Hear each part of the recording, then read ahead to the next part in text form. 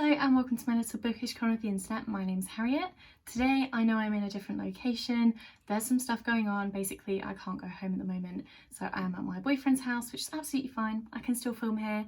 I finally worked out how to very easily put in just pictures of books, which when I started my channel I had no idea how to do that. So yeah, I can talk through what I want to read in January. So we're nearing the end of the year as I'm filming this. It's a couple of days before Christmas Day. We are coming to the end of the year now, and I'm thinking about the different books that I want to get to in the new year and what I want to start kind of dipping my toes into a bit more, certain genres that I want to focus more on in the new year. So let's get started. The first book that I want to read is actually going to be a buddy read with Michelle Lexi, whose channel I'll leave down below. We reread the first book in the Earthsea cycle very recently, which was The Wizard of Earthsea. I do have a review for that down below, so you can check that out. But we're going to be reading the second book together in January. Haven't figured out a date yet. Michelle, I will message you, I promise. But the second book is called The Tombs of Aswan. And in this story, we are following Tenno, who is a young girl who has been brought up on this island where there are these tombs. And she is seen as the reincarnation of a high priestess who kind of consorts with these magical beings called the Nameless Ones, and that's kind of like an ancient magic that these people that live on this island believe in. So we're following her and what happens when she bumps into a character that we already know from the previous book and things that happen. It's a really good setup for the rest of the series and one of my favourites out of the whole Earthsea cycle. I think that it's really fun, really interesting, and I think that Tenno's character is very interesting to read about, and I feel like Michelle is going to have a really good time with this one. It touches on more themes that Le Guin usually puts into her books than what was in the first one. So yeah, I'm excited to read this. Obviously it is a reread for me. I already know what happens, but it will be very interesting for me to see what Michelle thinks of it.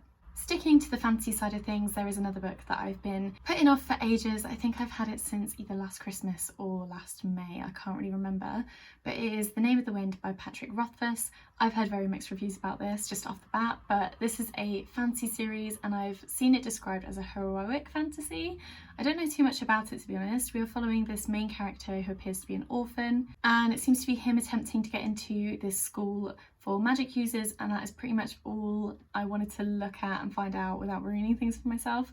It's the first book in the Kingkiller Chronicles, which sounds very epic and very scary.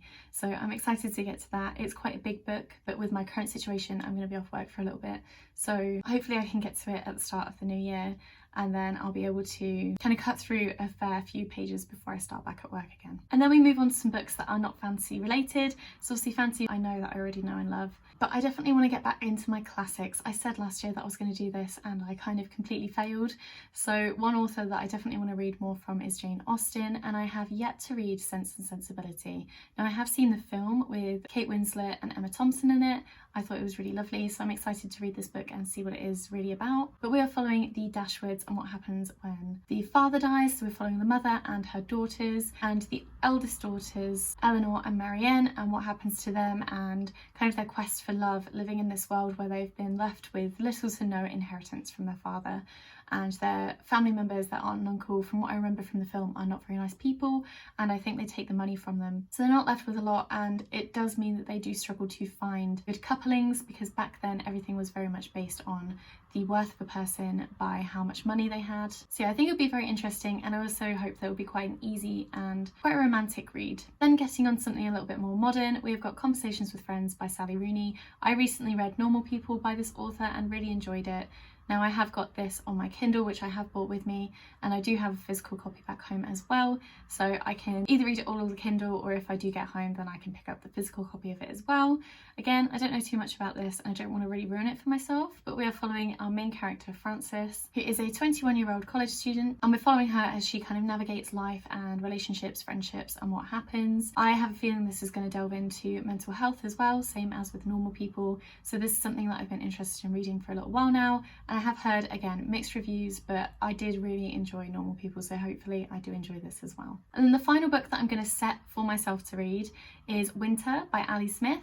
I just read Autumn, obviously in the autumn season. It's winter now, so I figured that I would read the next book in the seasonal quartet. Again, one of those books I haven't really looked into to see what it's about, but as far as I know, we are following a family who have got together for a catch-up over Christmas time down in Cornwall, and what happens, like family drama, secrets, lies, all kinds of things. So I feel like it will be very interesting. From what I liked from Autumn, I feel like this is going to be quite a poetic book.